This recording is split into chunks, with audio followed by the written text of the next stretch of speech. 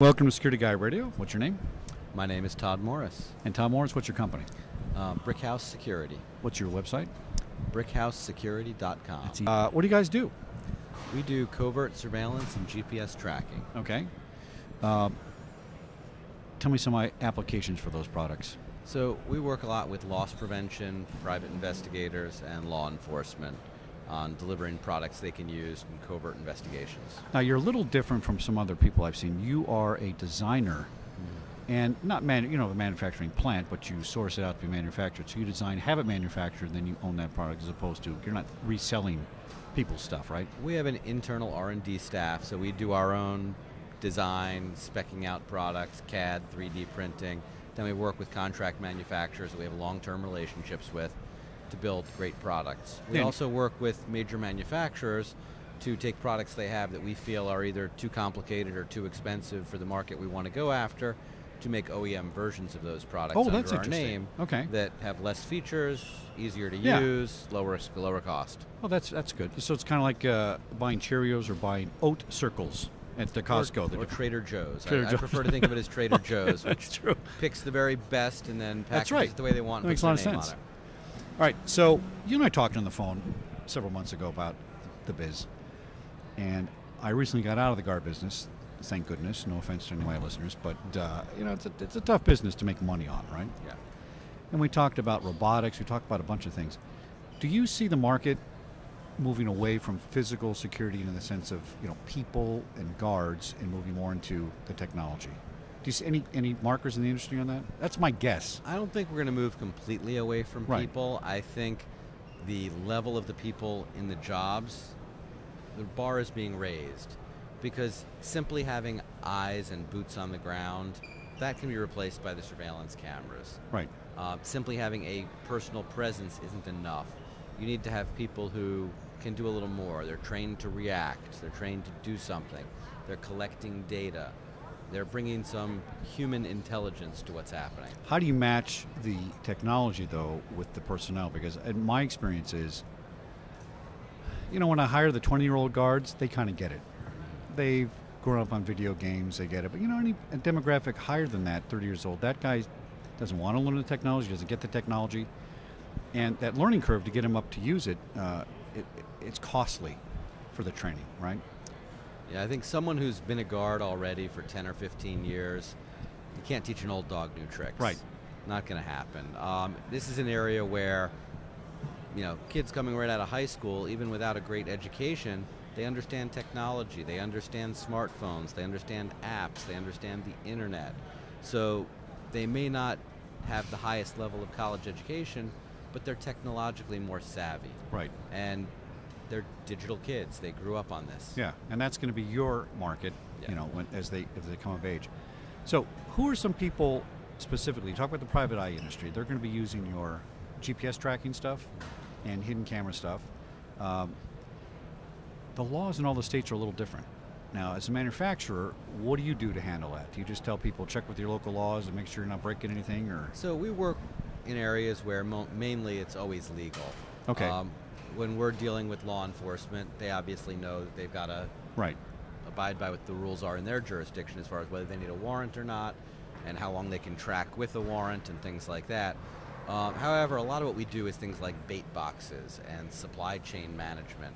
So, your local... That's the retail side. Your local electronics store is having, iPhones, Android phones, televisions stolen right off the loading dock. Okay. Their employees tip people off, they sell it, goes to the fence down the street. That's the piece we're really focused on. So they're putting our GPS trackers into product, letting it get stolen, working with the police, following it to the fence, shutting down the fence. The fence has no expectation of privacy for a product that was stolen from Best Buy. Well, that's true. That's true. Yeah, you can't get away with that. Yeah. So it's called the what box? A bait box. A bait box, okay. Yeah, a bait box is when you create a box or a product that you think is highly desirable by a thief.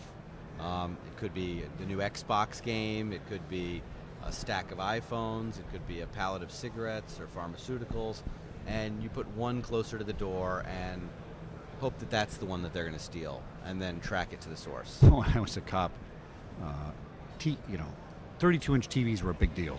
Oh, 32 inches, that's unbelievable. And we had a cop that got caught up in buying one once. It was it's too good to be true deal. And it was called a rock in the box. And they sold him a box that had a TV, but it was heavy enough to feel like a TV set, and he came over. It was a rock in the box trick. So there's always. I hope he got a good deal. Oh, he felt like an idiot, but he should have got arrested for it, because he should have known that's too good a deal, right? Yeah. So people are always trying to get ahead of the game on that kind of stuff. Tell me about some of your products that are kind of unique or different or better, or I know it's radio, it's hard to describe it, but So I'll go to my we do- website and your website, and I'll put some slides in the radio show for it. Yeah. So one of the things we do is we take some core products we have, Covert video technology, Covert GPS technology. We build it into a product that we think is good for 80 to 90% of the investigative market. Oh, that's interesting. But there's always 10 to 20% that need something very unique.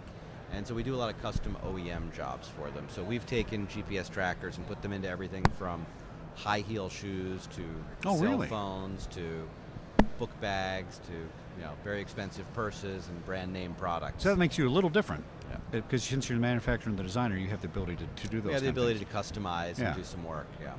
And what kind of range do these GPS things have? Do they work with smartphones, or is it your own system that tracks global. Global. So our devices use a globally roaming SIM card, because we work a lot with international theft and fences and the Drug Enforcement Association, things like that. So we want to make sure that just because someone crosses a national border, they don't go out of coverage. So it just uses a standard phone SIM card that's international.